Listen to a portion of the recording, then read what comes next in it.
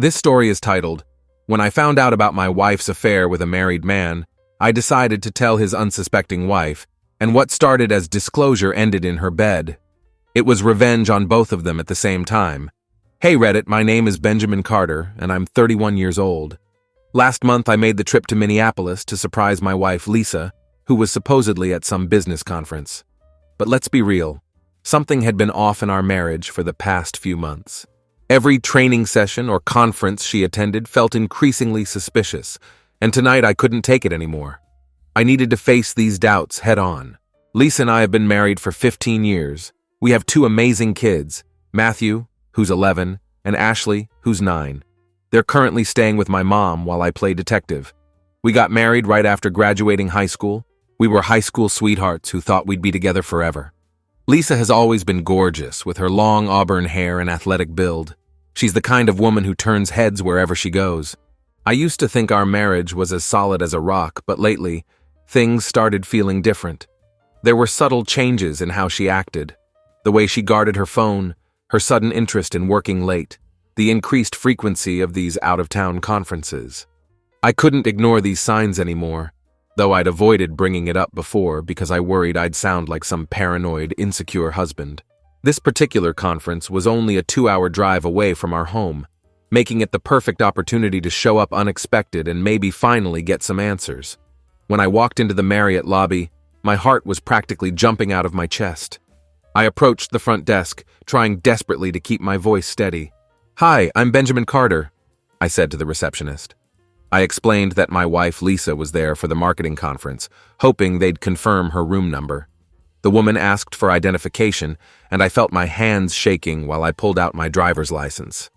After a moment, she confirmed Lisa was in room 317. As I rode up in the elevator, anxiety hit me like a truck.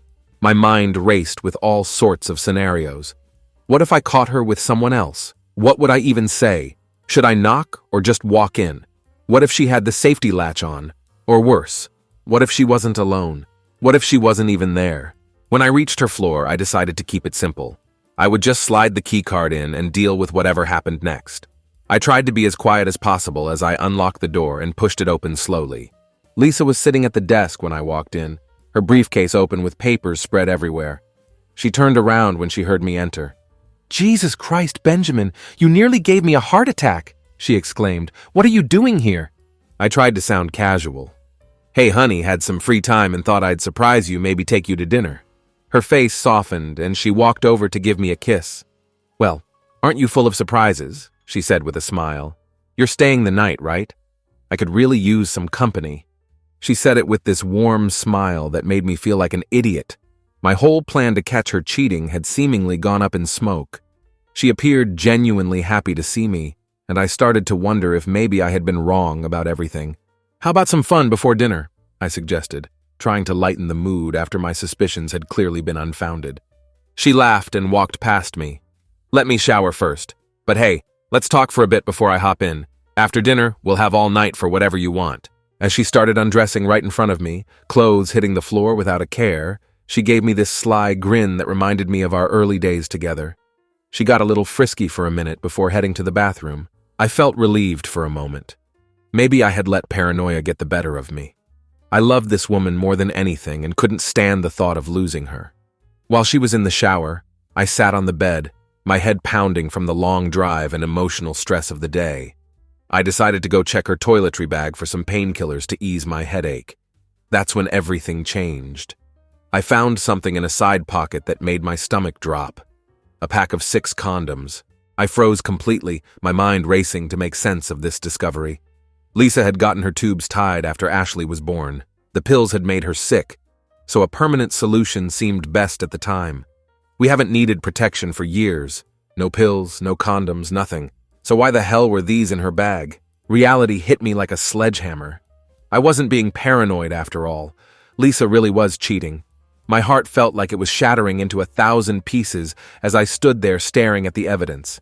My hands wouldn't stop shaking, and I found myself sitting on the edge of the bed, trying to process what this meant for our marriage, for our family, for everything we had built together. I wanted to confront her immediately. I wanted to throw these condoms in her face and demand answers, but something held me back. Perhaps it was shock, or maybe a strange sense of self-preservation that kept me paralyzed in that moment. While still reeling from the discovery, I found a couple of safety pins in her toiletry case. She must keep them for clothing emergencies. That's when I got this crazy idea. Petty and impulsive, I'll admit. But in that moment of hurt and betrayal, it felt like the only form of control I had left. I took one of the pins and carefully poked a hole through the center of each condom, then put them back exactly as I found them. Part of me felt vindicated, like I was taking some silent stand against her betrayal. She was still in the shower, completely unaware of what I had discovered or what I had done. I needed an exit strategy. I couldn't bear the thought of spending the night with her now, pretending everything was fine when my entire world had just been turned upside down. I grabbed my phone and called my best friend Charlie, trying to keep my voice low enough that Lisa wouldn't hear me over the shower. "Hey, Charlie, it's Benjamin. I need a favor," I whispered urgently. "Call me in about an hour. Tell me there's an emergency. Say there's a burst pipe at the school or something. I'll handle the details on my end. Just need an excuse to leave." He understood immediately. "You got it, man. I'll call around 7. Hang in there, buddy." I felt marginally better having a plan. I didn't want to stay the night anymore. I actually regretted our intimate moment earlier. It felt wrong now, like I was betraying myself by being with someone who had so obviously betrayed me. I needed the drive home to clear my head and figure out what to do next. Lisa finally emerged from the bathroom wrapped in a towel, her hair still wet and shining in the hotel room light. It took everything I had not to confront her right then and there. The anger was just below the surface, threatening to boil over at any moment. I wanted her to feel even a fraction of the pain that was tearing me apart inside. But I kept my cool. I've always prided myself on staying calm, no matter what life throws at me. Plus, it seemed smarter not to show my hand, at least not yet. By the time we got to the hotel restaurant, I was in a deep funk, though I tried to hide it behind a fake smile. We looked over the menu together, going through the motions of normal couple behavior. "Order anything you want, honey. It's on the company card," Lisa said casually. "I'm not that hungry. Think I'll just have the small fettuccine." "Sounds good. I'll have the same," I replied mechanically. "How about a bottle of rosé to go with it?" After the waiter took our order and left, an awkward silence descended. I couldn't help myself. I had to probe a little, to see if there was any shred of honesty left in our relationship. "Lisa, are you happy with how things are between us?" I asked, trying to keep my voice steady despite the turmoil inside. She smiled, but I noticed it didn't reach her eyes. "Of course I am. We have a beautiful home, 2 amazing kids, and a husband who loves me. What more could I possibly want?" "I don't know," I said, trying to sound casual. "Just wonder sometimes if I'm doing enough to keep you happy. You're such an incredible woman, Lisa. Sometimes I feel like I don't deserve you, like I have to pinch myself to believe this life is real." She laughed softly, brushing off my words. "Oh, Benjamin, you're such a silly goose. That's why you drove all the way here, isn't it? To make sure I'm happy?" "Maybe," I replied, my forced smile feeling like it might crack my face. "Well, you don't have to worry about a thing," she assured me, leaning in slightly. "I'm happy and content. You're doing just fine. A woman couldn't ask for a better husband than you." The waiter brought our meals, and the conversation shifted to meaningless small talk. Nothing important, just filler to pass the time while we ate. Inside, I was screaming, but I kept it all hidden behind polite nods and occasional laughter. Just as we finished eating and the plates were being cleared, my phone rang. I got up and headed to the lobby to take the call. It was Charlie, right on time. 2 days later, Lisa came home from her conference. She was practically glowing, like some giddy teenager. Her high spirits only fueled my anger more. When she wasn't looking, I checked her toiletry bag again. Of the 6 condoms I'd messed with, 5 were gone. The one remaining still had the hole I'd poked. Saturday rolled around, and it was time for the company picnic. At least the kids would have some fun. I couldn't say the same for myself. Just thinking about being surrounded by Lisa's co-workers made my stomach turn. I couldn't help but feel like some of them might know about her affair, that I might become the subject of whispered jokes or knowing smirks. Maybe I was being paranoid, but it felt like everyone was in on the joke except me. Lisa was having a grand time, though, laughing and chatting with everyone. especially with this guy Andrew.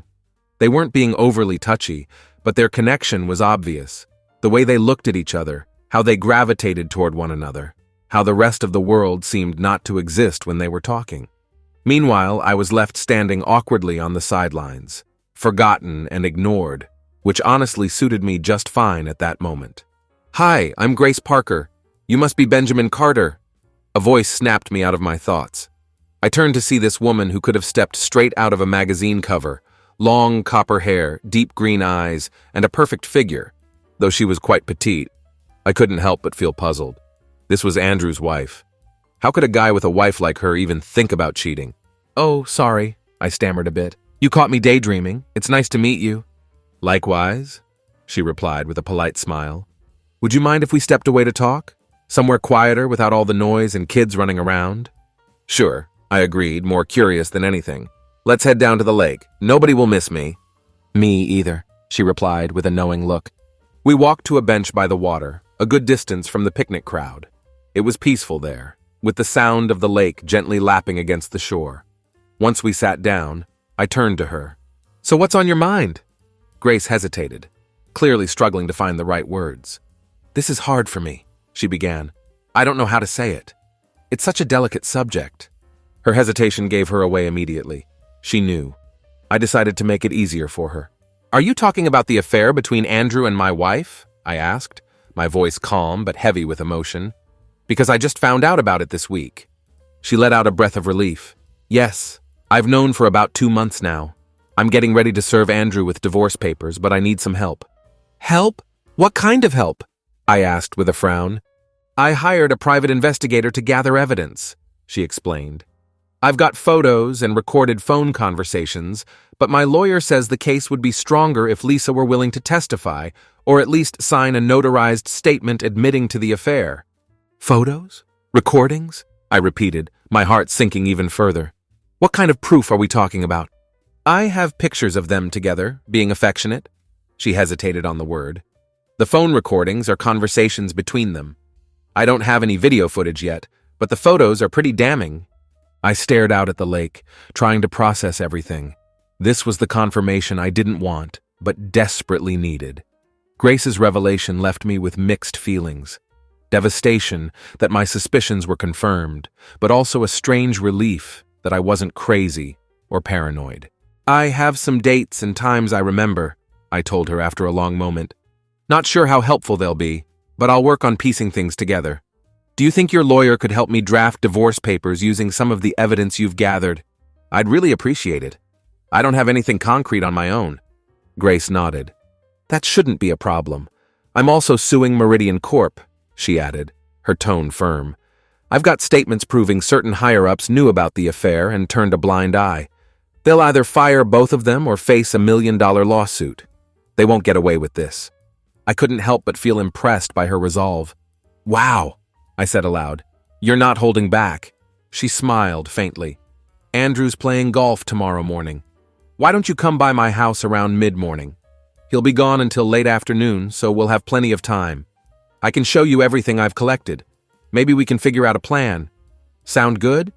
"Absolutely," I replied with a slight grin. "It's a date. Well, not really a date, but you know what I mean." We both chuckled, and for the first time in a while, I felt a little more at ease. As we walked back to the picnic area, I noticed that no one had missed us. Somehow, talking to Grace had given me hope. Maybe, just maybe, this mess could finally be resolved. The next morning, as expected, Lisa casually announced she had some shopping to do and would be out for a couple of hours. As soon as she left, I dropped the kids off at my mom's and headed over to Grace's house in Riverside. She greeted me at the door and led me into her den. The space was warm and inviting, with a comfortable leather couch and a large computer monitor on the coffee table. On the screen was an image of an empty motel room. "Make yourself comfortable," Grace said, motioning to the couch. "I've got beer, soda, and wine. What's your poison?" "Just a regular soda, thanks. Cola, if you have it," I replied while settling in. "You've definitely got my attention. Care to explain what's going on?" Grace smirked.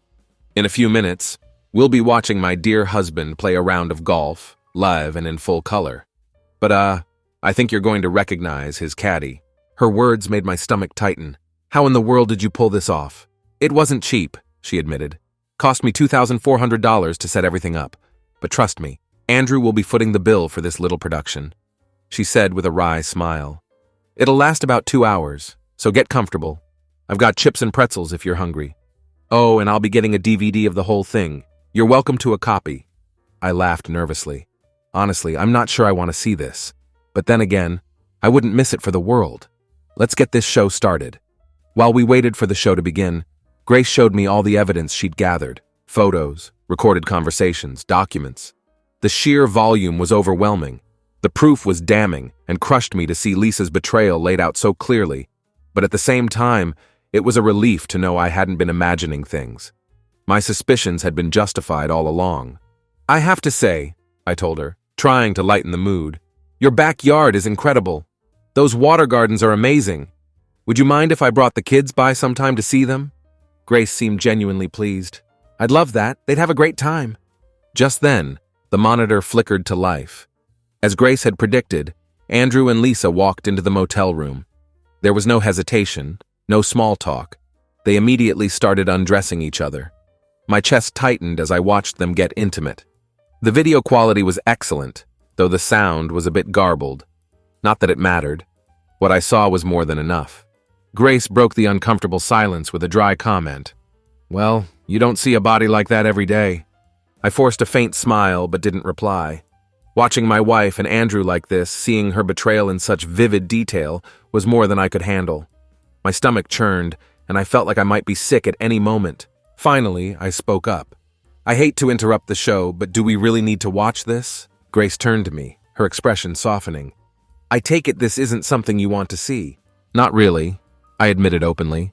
To be honest, watching my wife with another man isn't exactly my idea of a good time. And well, sitting here with you while it's happening makes it even more awkward. She nodded. Fair enough, but at least now you know the truth, and we've got it all on record. That was the silver lining, I supposed. The betrayal was undeniable, and the evidence was there. But knowing didn't make it hurt any less. We really don't need to sit through this for the lawyers, Grace continued. I honestly wasn't getting anything out of watching it anyway. The plot seems pretty predictable, don't you think? I smirked at her attempt to lighten the mood. Are you planning to stick around, or are you heading home? Well, I said with a small grin, I was actually hoping you'd show me your water gardens. I think that'd be way more interesting than 2 hours of, well, you know. Her eyes lit up instantly, clearly thrilled by my interest in her hobby. She jumped up eagerly, and as we made our way to the backyard, I couldn't help but hear the faint sounds of Lisa's performance reaching its peak on the monitor. The irony hit me. While she was chasing her highs, I was about to have a more enjoyable and meaningful afternoon. Grace's water gardens were truly incredible. The 3 ponds were beautifully designed, with vibrant fish gliding gracefully through the water. I was especially intrigued by the intricate pumping system. My years as an electrician before landing my job at the school came in handy here, and I couldn't help but ask questions about how everything worked. Andrew doesn't help you with this at all? I asked, noticing how meticulously maintained the setup was. No, Grace replied with a shrug. I've had to hire people to take care of the pipes and pumps. Andrew's not exactly handy. Well, if you ever need help with any of this, let me know, I offered sincerely. I'd be happy to come over, especially when Andrew's out golfing. Her smile widened, and while I genuinely wanted to learn more about water gardens, I couldn't deny that spending time with Grace was becoming a welcome distraction. The hours flew by, and before I knew it, we were back inside. The monitor showed the motel room empty, which meant Lisa and Andrew's little escapade was over. Time for me to head home as well. Let me know the next time Andrew's out golfing, I said as I grabbed my keys. I'll bring Matthew and Ashley along. They'd love to see the ponds. Grace seemed delighted at the idea. I'd love that. They're welcome any time. Over the next few weeks, life at home grew increasingly difficult. Every time Lisa took a shower, I'd check her toiletry bag. Without fail, there was always a fresh stash of condoms. I couldn't figure out how she was finding time to use so many, but it became routine to pull out the safety pin I now kept on my keychain and discreetly poke holes in them. I was also bracing myself for the inevitable. Lisa suddenly announcing a surprise visit to her sister Karen after Andrew's golf outings. Meanwhile, the kids would tell Lisa all about their time with the garden lady, excitedly showing her pictures they'd drawn of the fish and sharing the names they'd come up with for each one. Lisa never seemed particularly interested. She didn't even realize that the garden lady was Andrew's wife. If anything, she seemed relieved that I was keeping the kids occupied while she had her fun. Twice more I tried convincing her to quit her job and stop seeing Andrew. Both times she brushed me off. The second time, her response was downright nasty. She lashed out with some cutting remarks about my masculinity. While they stung, they also made it easier to justify what I was doing. Finally, on a Tuesday night, Lisa dropped the bombshell I'd been waiting for. "Benjamin," she said, her voice feigning exhaustion, "I've been feeling really stressed out lately. I think I need to take a few days off work, visit Karen for about a week. Do you think you could watch the kids while I unwind a little?" I forced a smile, hiding the mix of anger and anticipation bubbling inside me. "Hey, I understand. You've been putting in a lot of overtime and late nights. A trip to your sister's sounds like a great idea, way better than ending up in a shrink's office. Go ahead and relax, I'll handle everything here." Lisa smiled, clearly relieved. "I'm glad you understand. All the extra work is for the good of the family, but I think I might have overdone it." I nodded, playing along. "You deserve the break." That night, sleep didn't come easy. My mind raced with everything I needed to prepare for the next day. The time had finally come, and I was determined to see this through. Lisa's sister Karen and her husband Peter lived about 3 hours away. While Lisa thought she was heading off for a relaxing escape, I had other plans entirely. Peter was an okay guy, but he was one of those husbands who seemed to exist solely to follow his wife's orders. If Karen said jump, Peter was already midair before she finished the sentence. Their dynamic wasn't my business, though it always amused me how thoroughly she kept him in line. What caught my interest about their town was that it had not one, but 2 women's health clinics. Of course, I'd done my homework beforehand. I had their names, addresses, and operating hours memorized. I'd carefully reviewed the policies for each one. Both clinics required a mandatory 2-day cooling-off period, which meant the earliest Lisa could schedule the procedure would be Friday if her first appointment was on Wednesday. Knowing Lisa, she'd likely want to get it over with as quickly as possible, giving herself a few days to recover before heading back home. That left me about a day and a half to get my plans in order. Plenty of time.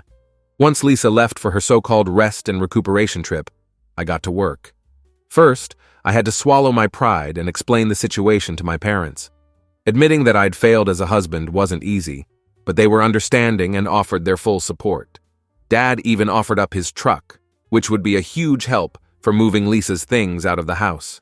The kids were thrilled to spend time with their grandparents, oblivious to the storm brewing behind the scenes. Meanwhile, the lawyer assured me all the divorce paperwork would be ready for pickup Thursday morning. Grace had also finalized her papers. We planned to serve Lisa and Andrew simultaneously. Despite everything, part of me felt I owed Lisa one last chance to come clean and make things right. I wasn't holding my breath, though. Dad and I spent the rest of the day packing up Lisa's belongings. Box after box, I felt the weight of the situation sink in, but it also gave me a strange sense of clarity. Thursday morning, after a long 3-hour drive, I arrived at the first clinic. It was a dead end. No sign of Lisa there. That left one last option, the Wellspring Women's Center. I walked into the clinic, doing my best to appear calm and confident. The receptionist looked up with a polite smile. "Hi, how can I help you?" she asked. I cleared my throat and said, "Hi, my name is Benjamin Carter. My wife Lisa said I needed to come in and sign some kind of consent form." Her brow furrowed slightly. "What kind of form?" "I'm not sure of the exact name," I replied, keeping my voice steady. "It's the one that confirms I understand what's happening, that I agree to it, and won't take legal action or anything like that." "Hold on a moment," she said, typing something into her computer. "Lisa Carter, right?" "Yes," I confirmed, bracing myself. "Do you need any ID or anything?" She shook her head. "No, your sister-in-law already signed for her, but your signature would be better."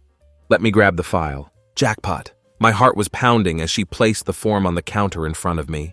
"Just sign here below Karen's signature," she said, pointing to the line. As I signed, my eyes scanned the paperwork. There it was.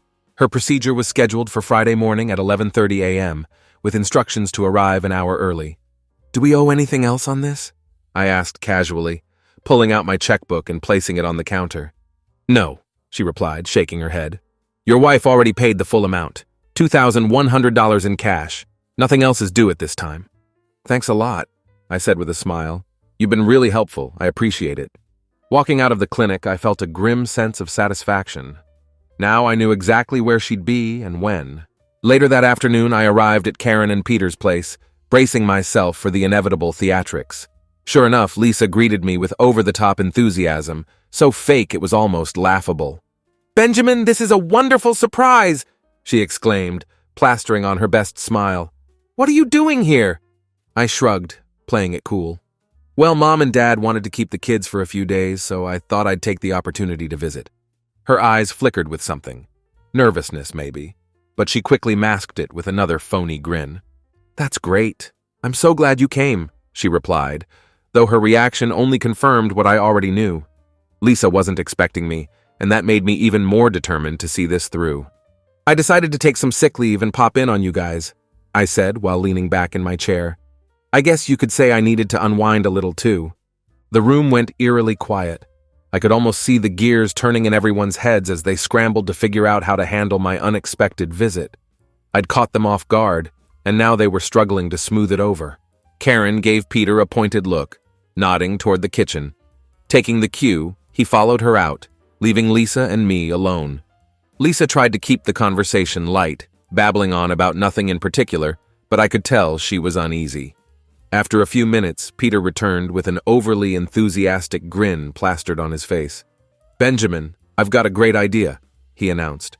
"I can take the day off tomorrow, and my buddy Vincent has a boat we can borrow. We'll head out early, spend the whole day on the lake. That way we won't be bothering the ladies. What do you think, buddy?" "That sounds perfect, Peter," I replied, matching his enthusiasm. A day drifting on the lake sounds like just what I need to forget all my worries. Go ahead and see if Vincent's available. Peter's shoulders visibly relaxed, and the tension in the room eased as everyone breathed a collective sigh of relief. Crisis averted, or so they thought. We had an uneventful dinner that evening, filled with idle chatter.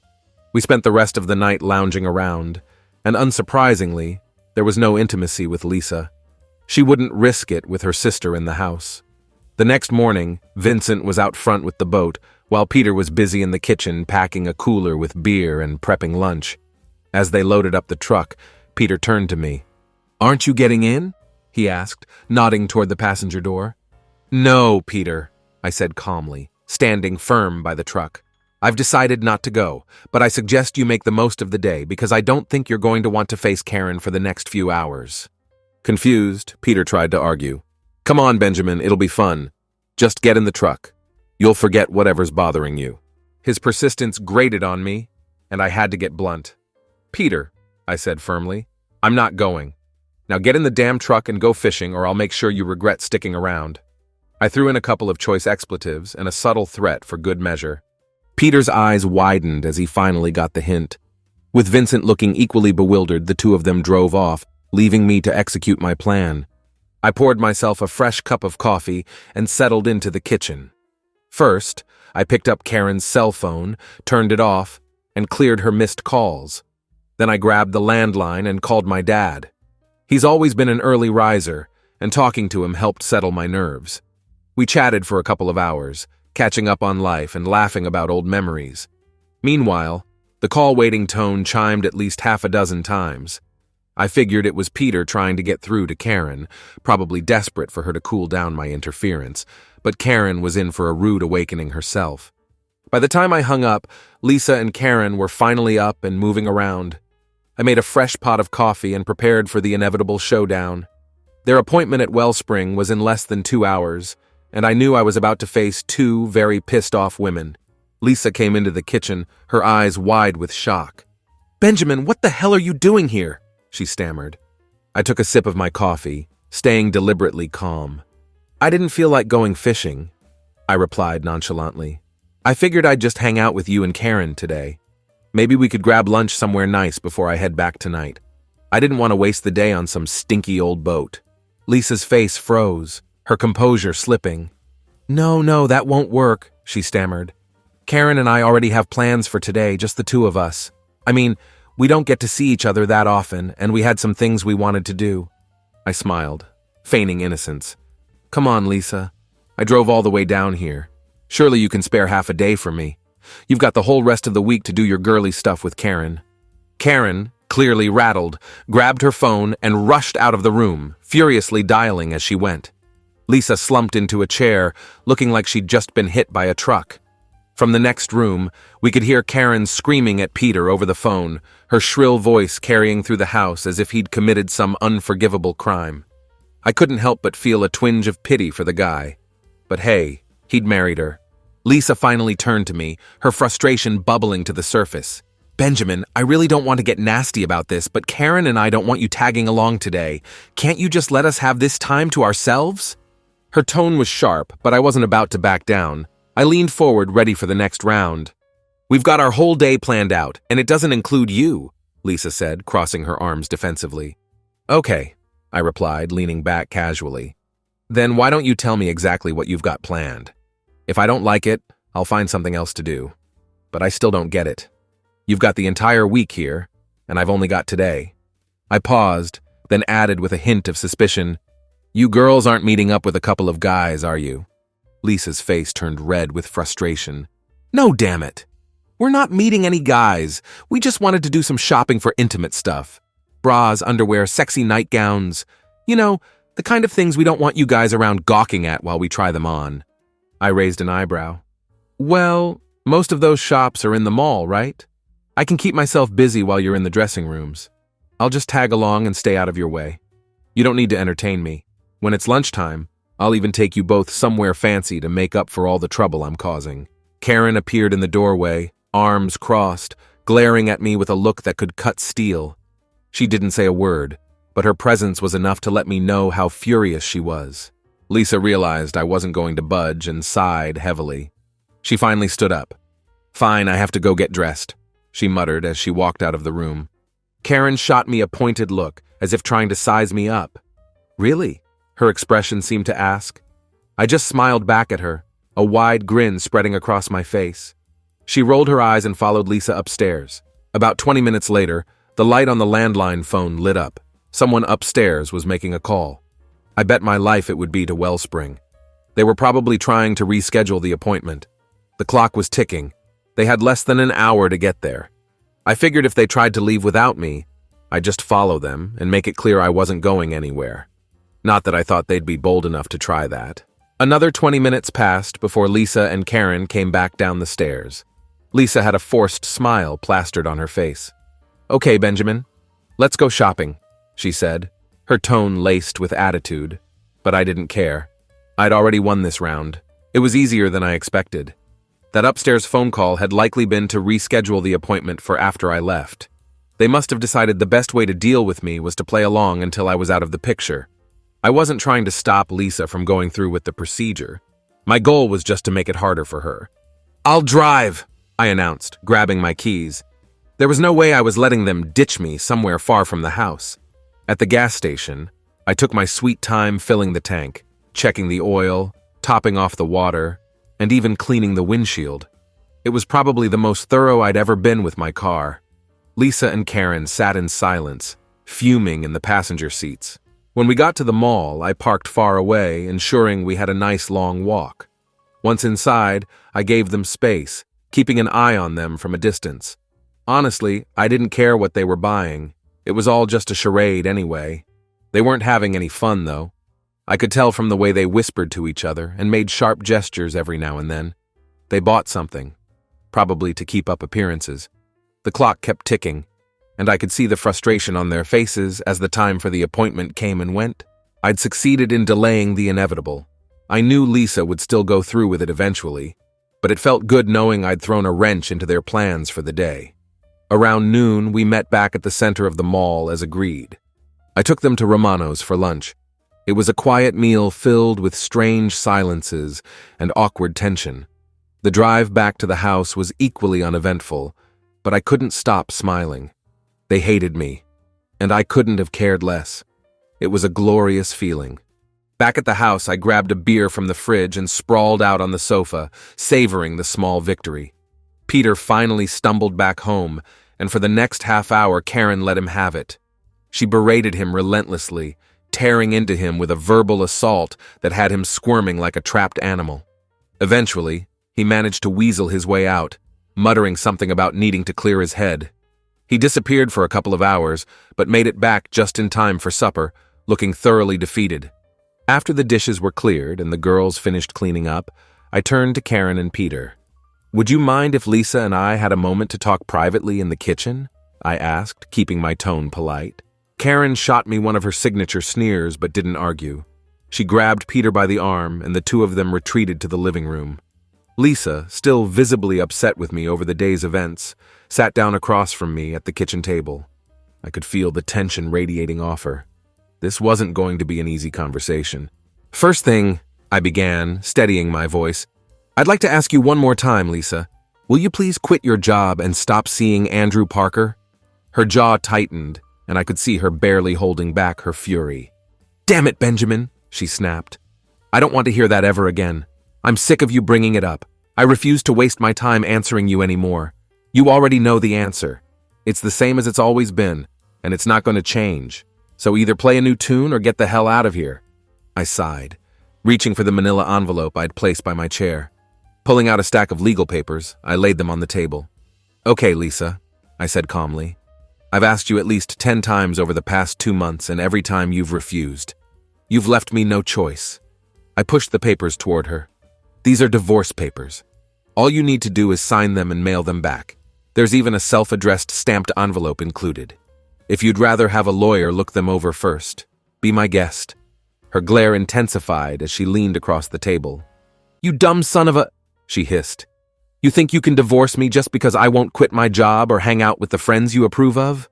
Newsflash, Benjamin, you don't have grounds for divorce. None. I'm your wife, and I'm not giving up my home or my family just because you can't handle where I work. So why don't you go home and get your shit together?" I kept my composure even as she lashed out.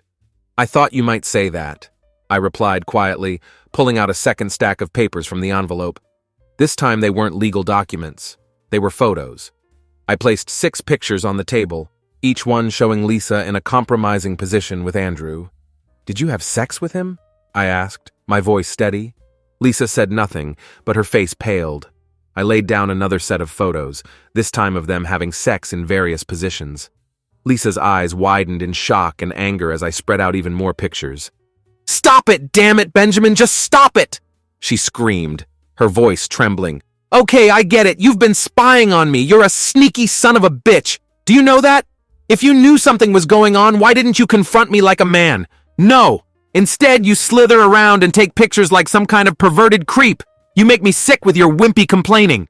At that moment, my phone buzzed. I glanced at the screen. "Hi, Dad." "Yeah, 10 minutes is perfect. Thanks for the call," I said, hanging up. Lisa's head snapped up. "What was that about?" she demanded. "That was my dad," I said, my tone calm and deliberate. "He's bringing your things here to Karen's place. He'll be here in about 10 minutes. The locks have already been changed on the house. If there's anything we forgot to pack, just let me know, and I'll get it to you." Lisa stared at me speechless, her face a mix of anger and disbelief. I continued, sliding another envelope across the table. "Here's the title to your car. I signed it over to you. Inside this envelope is half the money from our joint accounts, $145,000. I've also arranged visitation rights for you to see the kids once a week, with an overnight stay once a month. If you're willing to sign a notarized statement attesting to your affair, I'm sure you understand why this is non-negotiable." She opened her mouth to respond, but I held up a hand. "Oh, and one more thing before I go," I said, pulling a DVD out of the manila envelope. "I've got one more thing to show you. This is a little keepsake from your visit to the Riverside Inn with Andrew on June 10th. It's 2 hours long and captures everything that's in those photos, just in case you wanted a reminder of all the fun you had." I picked up the stack of photos and tucked them back into the envelope. "By the way," I continued, my voice calm but cutting, "I didn't take any of these. I just didn't appreciate being made to look like a fool." Finally, I reached for the safety pin on my keychain and slid it across the table. "Oh, and I want you to have this as a little memento of our love." She furrowed her brow, picking it up cautiously. "What the hell is this?" "That," I said with a smirk, "is the pin I used to poke tiny holes in all your condoms for the past 2 months. Did you know you've gone through 48 rubbers in the last 2 weeks alone? Good old Andrew was getting more action than I ever dreamed of. He's a lucky guy." Her face twisted with rage. "You miserable little weasel. That's the most despicable— I cut her off. No, Lisa, the most despicable thing is having sex with someone who isn't your spouse. I may be a bastard, but at least I wasn't cheating. Oh, and by the way, in case you didn't notice, you never once apologized for what you did or said you were sorry. Honestly, I don't think you deserve to be married to me. I stood up and grabbed my envelope. Goodbye, Lisa. Enjoy your appointment on Monday. Her composure cracked, and she finally started crying. I turned and walked out of the room without looking back. Karen ran in to console her while Peter followed me onto the porch, his face pale and drawn. "What the hell are you doing, man?" Peter asked, grabbing my arm. "You and Lisa have been married for 15 years. You can't just throw that away over a misunderstanding." "A misunderstanding?" I shot back, my voice dripping with disbelief. "Why do you think Lisa came down here to visit you and Karen, Peter?" Peter hesitated, looking down at his feet like a scolded child. I don't know. Sorry, Benjamin. Let me help you unload the truck." We worked silently, unloading the truck in about 10 minutes. Lisa's wailing echoed from the kitchen the entire time, but I didn't care. I didn't even know what she was crying about, and to be honest, it didn't matter to me anymore. The fallout was swift. The next week, both Andrew and Lisa were fired from Meridian Corp. Lisa refused to sign an affidavit admitting to the affair, but my lawyer assured me we had enough evidence without it. After that night, I didn't hear a word from my loving wife. She didn't even come to see the kids, though they didn't seem to mind. They were building a strong bond with Grace, who treated them with warmth and genuine affection. Over the next few months, we spent a lot of time with Grace, learning about water gardens and enjoying the simple joys of life. There were no romantic entanglements or inappropriate discussions. We were both determined to avoid complicating our respective divorces. After 4 months, both divorces were finalized. Lisa's case was uncontested, while Andrew's turned into a bitter fight. He lost the house, most of his investments, and was saddled with hefty monthly alimony payments. Shortly before Christmas, Lisa showed up at my house with gifts for the kids. She stayed for about 2 hours, maintaining a polite, distant demeanor. I kept the peace, avoiding any mention of the divorce or her affair. She left quietly, and we haven't spoken about the past since. Not long after, I put the house up for sale. 2 months later, the kids and I moved in with Grace. Meanwhile, Andrew found a job in Cleveland, and Lisa followed him. But their reunion was short-lived. 4 months later, Andrew disappeared without a trace, leaving Lisa stranded and scrambling for answers. Lisa moved back in with Karen after Peter left for a job on an offshore oil rig. 2 months later, Karen received divorce papers in the mail. It seems the sisters were destined to lean on each other in their shared misfortune. As for Grace and me, our bond has grown into something special. She adores the kids, and they love her right back. We found a sense of peace and stability together, and we're now preparing for our wedding in July. The kids are excited, and we're all looking forward to our new life as a family. Eerily enough, I can't help but anticipate our honeymoon. It feels like the perfect beginning to a brighter future. Looking back, I never imagined my life would take such a dramatic turn. What started as a suspicious trip to confront my wife about her odd behavior ended up completely reshaping my existence. While I don't regret exposing Lisa's affair, I sometimes wonder if the way I went about it was unnecessarily vengeful. The safety pin trick in particular seems cruel in retrospect, though at the time it felt like justified retribution. But I can't deny that the outcome has been positive for me and my children. They're happier now than they were in the final months of my marriage to Lisa, when tensions were high and the atmosphere at home was strained. Grace has brought stability, joy, and genuine care into our lives. She's patient with the kids in a way Lisa never was, taking a real interest in their activities and encouraging their development. As for what happened with Lisa and Andrew, I feel little sympathy. They made their choices, knowing full well the potential consequences. Their relationship was built on deceit and betrayal from the beginning, so perhaps it's not surprising that it crumbled under pressure. I do sometimes worry about the impact on my children of having their mother so distant from their lives, but so far, they seem to be adjusting remarkably well. When I think about that day in the hotel room, discovering those condoms in Lisa's toiletry bag, I realize how completely my life changed in that moment. One small discovery set in motion a chain of events I could never have predicted. Now, as Grace and I plan our future together, I'm grateful for the painful truths that eventually led me to a much happier place. Has anyone else experienced such a dramatic life upheaval that ultimately led to something positive? How did you handle the transition? Sometimes I still can't believe how thoroughly my life has changed in just a year.